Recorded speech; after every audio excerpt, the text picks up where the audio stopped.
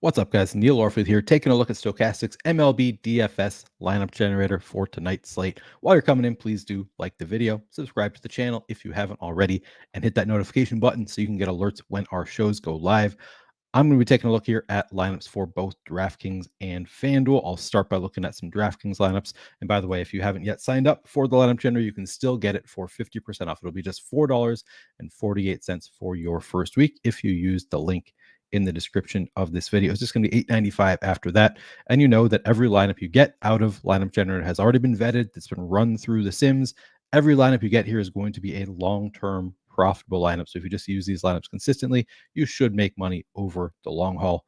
All right, for DraftKings, I'm going to start by just doing all stack types. And these are the actual settings that I've been using. All stack types, all lineups. So I'm going to get a mix of chalky, balanced, and contrarian lineups. I tend to like to spread out my exposures a little bit. I think it's easiest to do that if you use all lineups.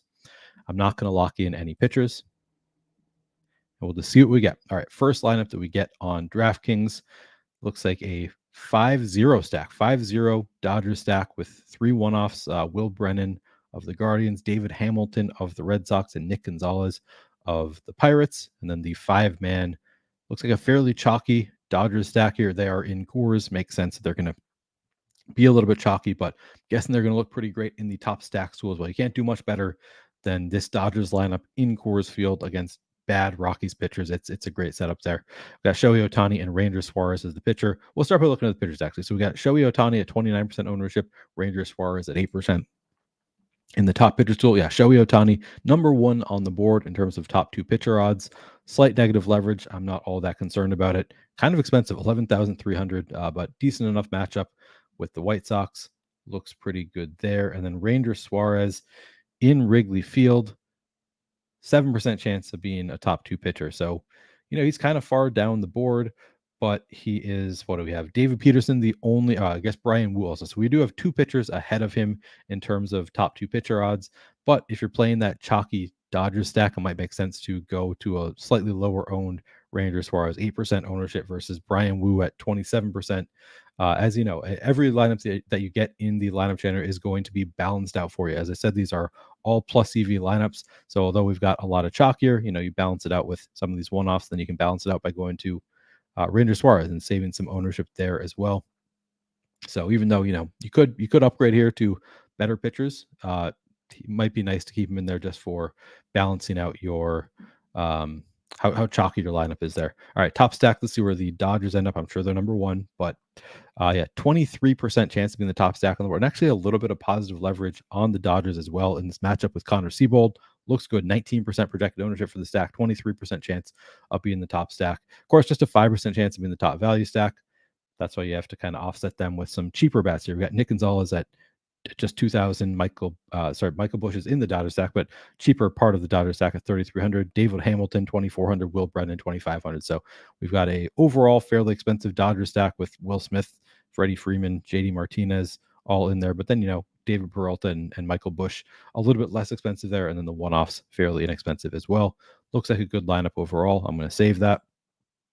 All right, so this is part of the reason that I do all lineup types is that last one was a Dodger stack. I'm sure I'm going to get into a lot of Dodger stacks, but using all lineup types, I get to this lineup that I have a 5-man Guardian stack with 3 one-offs. We got Jake Rogers, Austin Hayes, and Mookie Betts as our one-offs with the 5-man Guardian stack. David Peterson and Kevin Gossman as the pitchers.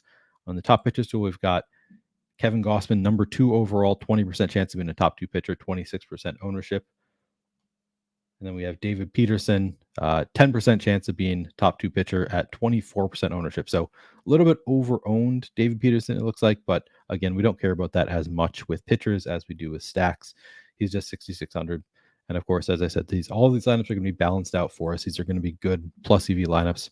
All right, let's take a look at the stack. We've got the Guardians here, 3rd on the board in terms of top stack odds. That's pretty crazy. They're 3rd on the board with just a 5% chance of being the top stack. Dodgers leading it by a mile here. But Cleveland looks pretty good. A little bit over-owned there. 5.6% chance of being the top value stack, 5% chance of being the top stack overall. A little bit over-owned, but still 3rd on the board overall. Looks like a good lineup and a good way to spread out your exposure a little bit. I'm sure I'm going to get into a ton of Dodgers. Let's see, though. I'm just going to go through and save 20 lineups, see what my exposures look like. Yeah, I don't think I've seen a lineup yet that doesn't have at least one Dodgers player. Maybe there's nope, there's James Outman. Yep. Every single lineup that I'm making here has at least one Dodgers bat in it. Not a huge shock there.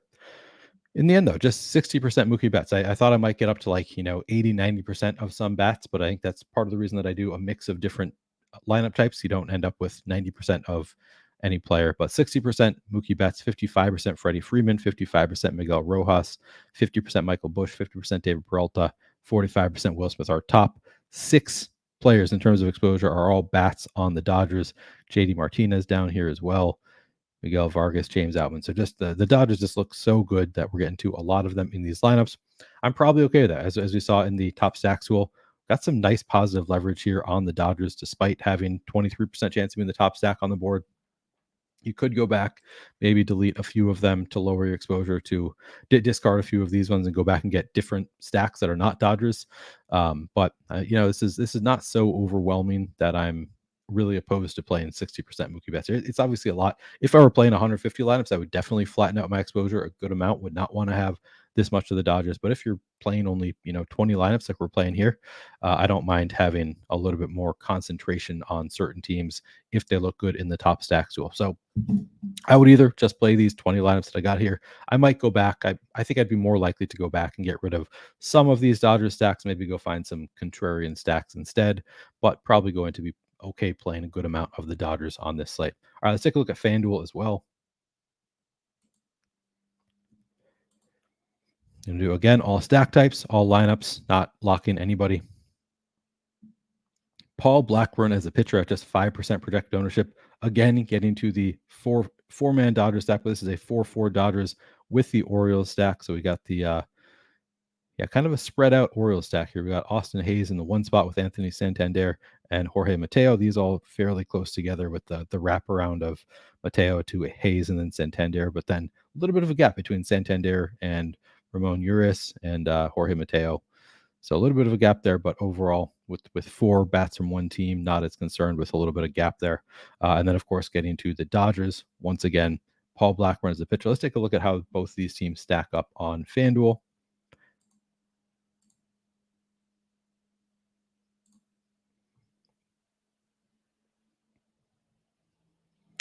Dodgers number 1 on the board, 22% chance to be in the top stack at 20% ownership. And then the Orioles down the board a little bit, 3% chance to be in the top stack at 2% ownership. So a little bit of positive leverage on the Orioles, kind of balancing off the chalkier Dodgers.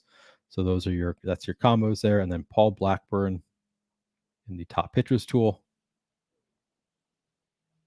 Not very high on the list here. He's, bottom half here in terms of top pitcher, as it's still 3% chance of being the top pitcher on the board. Man, it's a tough matchup with the Yankees.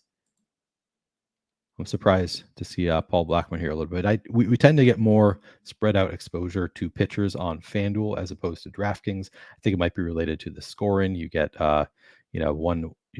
cheaper pitchers allow you to pay up a little bit more for bats, and bats are a little bit more projectable on FanDuel because it's not as reliant on home runs. So I think that it makes sense. We're going to get a little bit more spread out with our pitchers on FanDuel in general. All right, I'm going to go back and save that lineup. Now we got Shohei Ohtani as a pitcher, still a 4-man Dodgers stack, but now 4-man Dodgers with the 4-man Guardians as well. Let's see where the Guardians are in the top stack tool. 4th on the board, 5% chance of being the top stack. And then we had Shohei Ohtani, number 1 on the board in terms of top pitcher odds. I'm going to go through and just save 20 lineups and see what we end up with here in terms of exposures. Still looking like a ton of Dodgers, not a surprise. Dodgers and Coors. All right, Mookie Betts, 74%. Did I discard one? I guess I discarded a lineup along the way. But we got, in those 19 lineups, we got 74% Mookie Betts, 63% Freddie Freeman, 53% JD Martinez, 53% Miguel Vargas, David Peterson sneaking in there, pitcher. And then we got 2 more bats from the Dodgers, James Outman a little bit down below. Still getting into a lot of Dodgers once again. Again, 75% Mookie Betts might be a little bit much for me. I might go back and discard a few of these Mookie Betts lineups. You just go discard any that you think you don't want.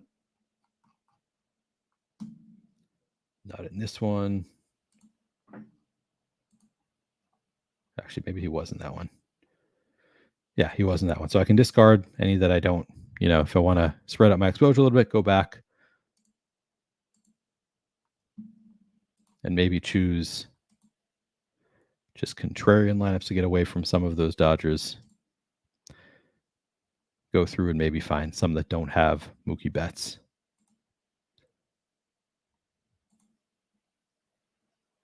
It's going to be hard to find any of these. He projects extremely well today, as you can tell. There's another one. There's another one.